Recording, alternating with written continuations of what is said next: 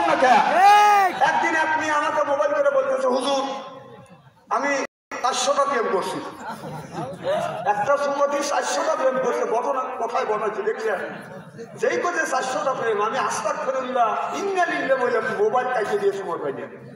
একটু পরে আবার দিল, তা আমি আবার রিসিভ করলাম। আমি বললাম, মা তুমি যে কথা বললে আল্লাহর গজব করবে। কাকুর গজব পরে কথা গে শুনে না, কিভাবে তুমি 400টা প্রেম করলে? কাকুর আমি রাস্তা দিয়ে গেছি, বাংলাদেশের 70% যুবকদের চরিত্র দিলে, তখন 30% ছেলের চরিত্র শক্ত আছে।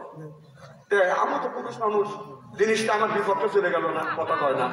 আমি বললাম বাংলাদেশের 90% মহিলাদের চরিত্র দিলে 10% চরিত্র মেয়েদের চরিত্র ঠিক আছে, মেয়েটা ঠিক আছে।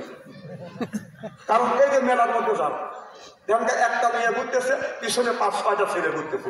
মেয়েটা মনে মনে না জানি আমার কত বড় কদর।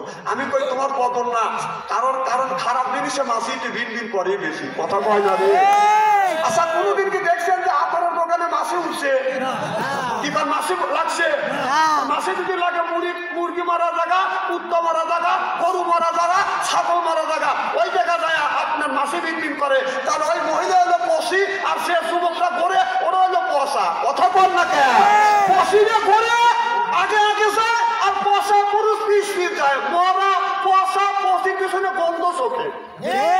ওই মহিলা কাছে সে পিছন দিয়ে বাতাস ছেড়ে না, এতগুলো গুড় আছে নাকি? বাতাস শুকিয়ে শুকিয়ে যাও।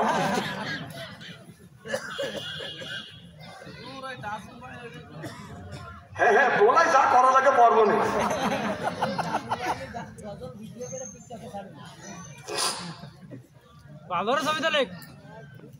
খুব কষ্ট দেওয়ার জন্য আসছে নাকি? খুব কষ্ট লাগতেছে নাকি? আরে ভাই শুনে আপনাদের বাঁচানোর জন্য আসছি।